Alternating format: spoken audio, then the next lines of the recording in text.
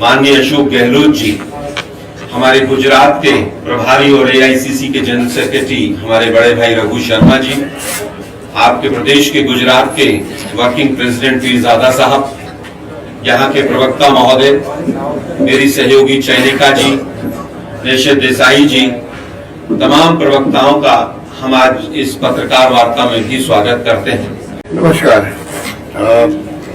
ये टीका इन्होंने सुबह सुबह पत्रकारों का आना बहुत बड़ी बात होती है, तो आप लोग टाइम पे भी आए और मुझे अच्छा लगा। चुनाव की घोषणा कभी भी हो सकती है, ये भी इनके एजेंडे का पार्ट है बीजेपी के। इलेक्शन कमीशन को प्रभावित करो और फैसले करवाओ। कई ऐसी घटनाएं हो चुकी है। हिमाचल के साथ में चुनाव हो रहे हैं, जानबूझ के जब तक मोदी जी का अमित शाह जी के दौरे पूरे नहीं हो जाए उद्घाटनों के और शिलान्यास के, तब तक वो काम होने वाला नहीं है। अब उम्मीद करते हैं कि राजस्थान में आ रहे प्रधानमंत्री जी मोदी जी 1 तारीख को मानगढ़ में, उसके बाद में शायद हो सकता है कभी भी चुनाव डिक्लेयर जाएंगे। हालात बड़े गंभीर है जो हम देख रहे हैं।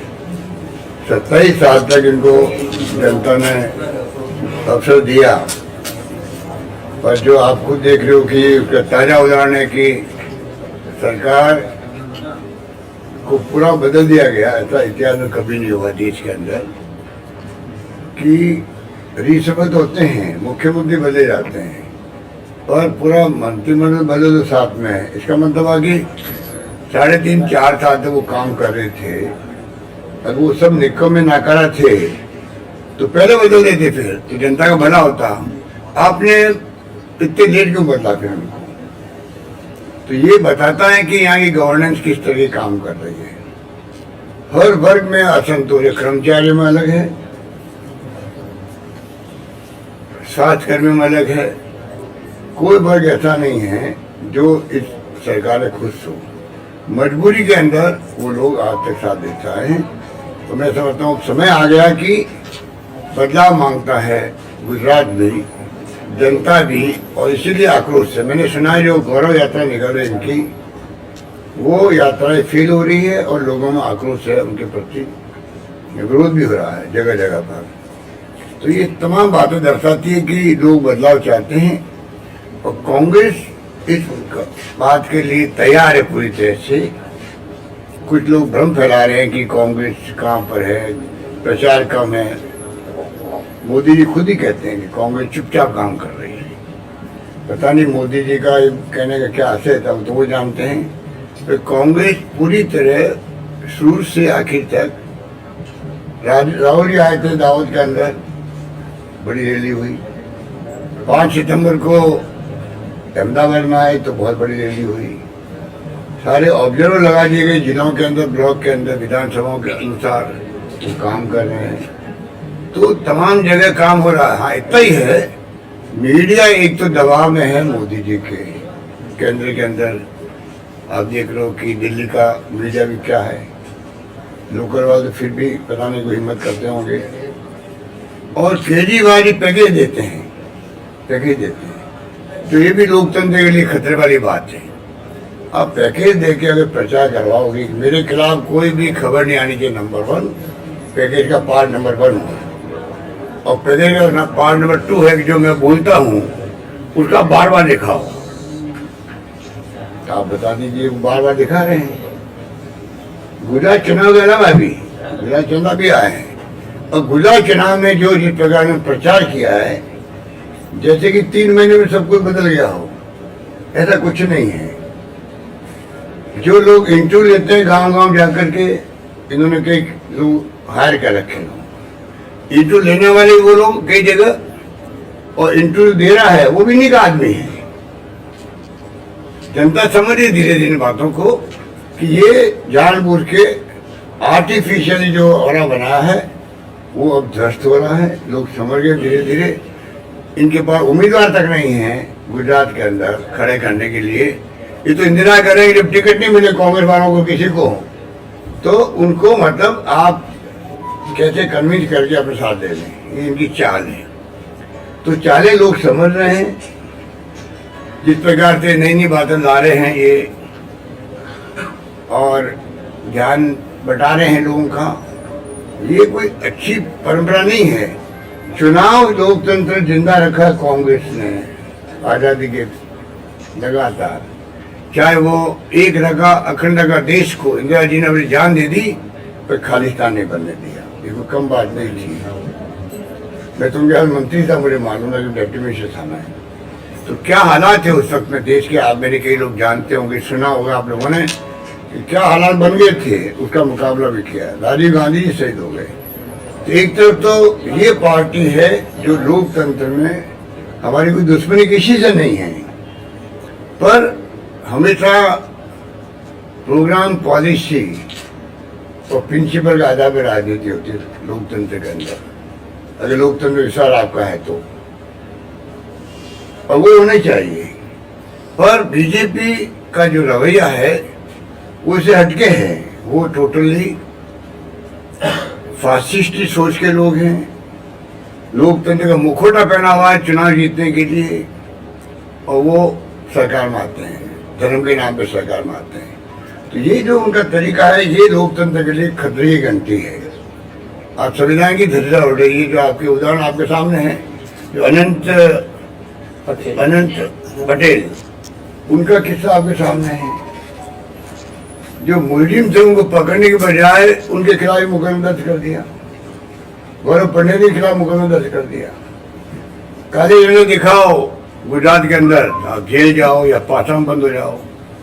ये गुजरात जैसे गांधी के प्रदेश के अंदर शर्म आती है हम लोगों को। जब गांधी में हम घर करते हैं तो गुजरात के गांधी है, पोरबंदर के गांधी है, और कहाँ उस प्रदेश के अंदर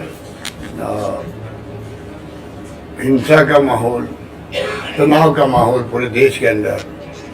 ये प्यार मोहब्बत भाईचारे से राजनीति करो, विचारधारा की बात करो पब्लिक के सामने, अपने प्रोग्राम बताओ आप क्या करना चाहते हैं जनता के लिए, आपकी पॉलिसी क्या है, आपके सिद्धांत क्या है बताओ। उसके बजाय आप गवर्निंग जो कर रहे हो जिस प्रकार से, मैं समझता हूँ वो उचित नहीं है।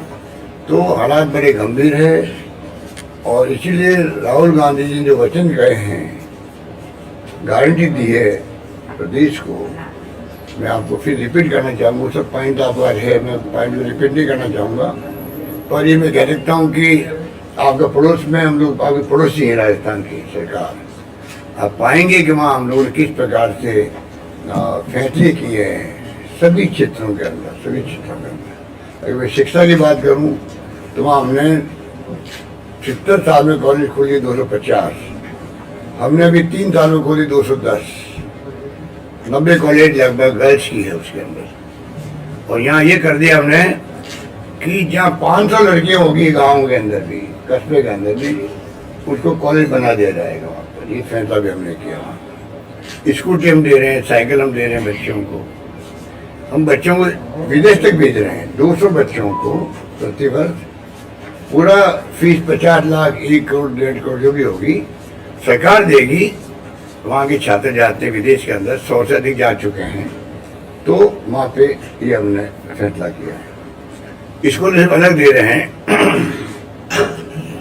और साथ में छात्रों के लिए अनुप्रति योजना है जहाँ पे कोचिंग फ्री करवाते हैं 15,000 बच्चों को, 20,000 बच्चों को ले रहे हैं आप लोग, क्योंकि कोचिंग का पैसा भी लोगों के पास नहीं होता, तो कंपटीशन में वो पीछे रह जाते हैं। वो हम लोग कर रहे हैं। कई तो चला रखा है जिसके कारण से राजस्थान में छात्र इक्वल फील्ड पे वो आगे बढ़ सके और वो कामयाब हो सके। इस दिशा में हम लोग आगे बढ़ रहे हैं। नौकरियां हम लोग करीब 3 लाख नौकरियां हैं हिंदुस्तान में, निकाली कहीं नहीं होगी।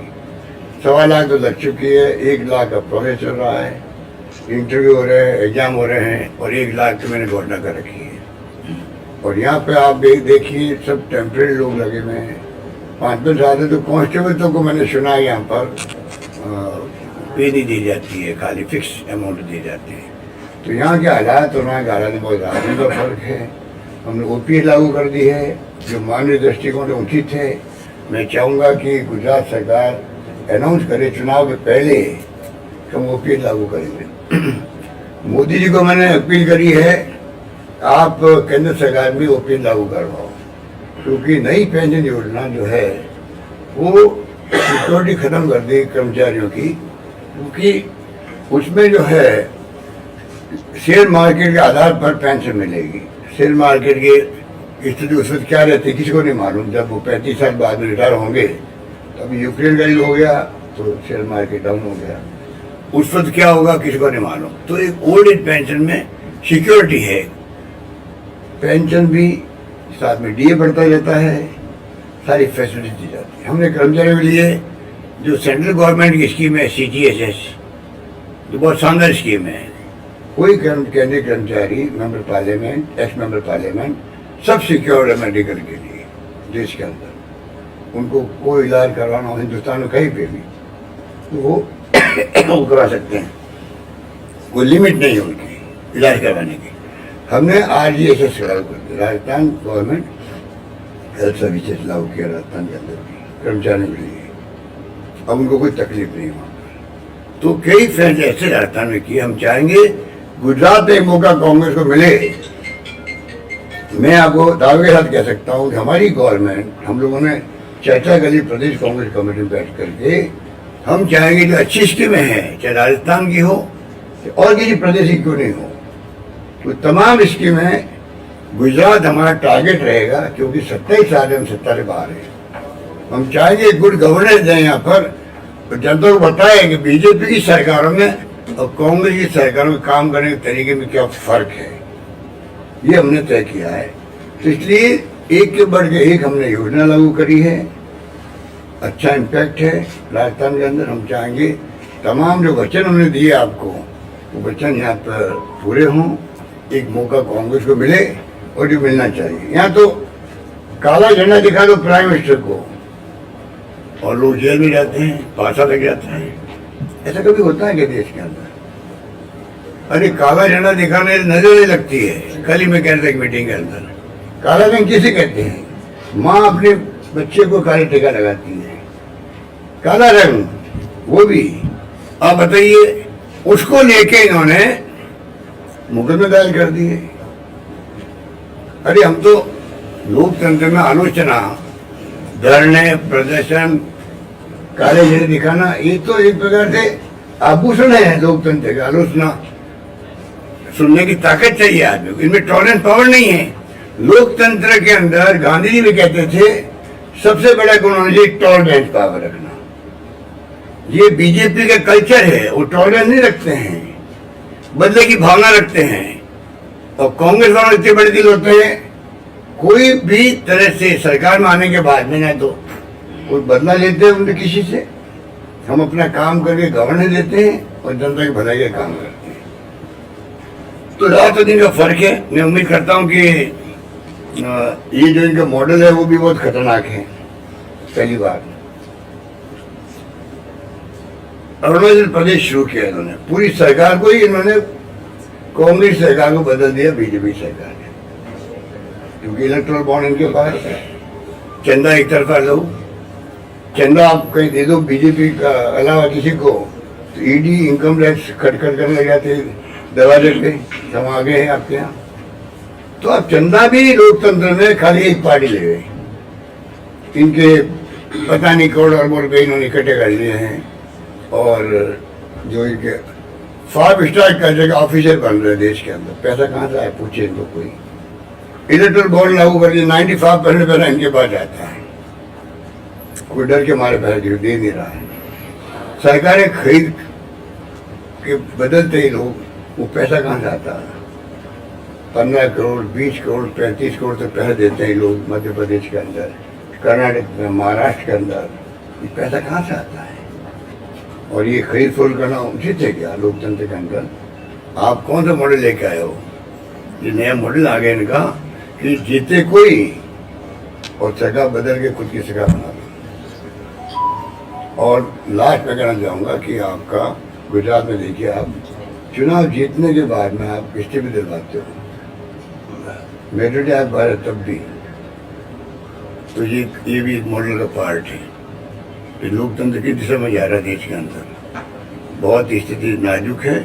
तो मैं समझता हूँ कि उसको प्रदेशवासियों को समझना पड़ेगा किस प्रकार से हम नई गवर्नमेंट कांग्रेस की उसको मौका दें और एक सुशासन देखेंगे आप, ये मैं उनसे वादा करता हूँ। सर, जिस तरह से राहुल जी ने जो 8 वादे किए हैं गारंटी के, क्या वो 8 इम्प्लीमेंट राजस्थान में हुए हैं? रखिए, सारे वादे इम्प्लीमेंट हुए, तभी उन्होंने वादा यहाँ पे किया।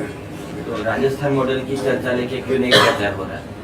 राजस्थान मॉडल को लेके क्यों नहीं चर्चा हो रही है कांग्रेस से? मतलब जो प्रचार हो रहा है, तो जैसे दिल्ली मॉडल की बात होती है, मॉडल तो देखिए हमारी बात, मॉडल की थोड़ी लेके आए मोदी जी, गुजरात मॉडल, और आर्टिफिशियल माहौल बनाया पूरे देश के अंदर, उसका फायदा उठा लिया उन्होंने।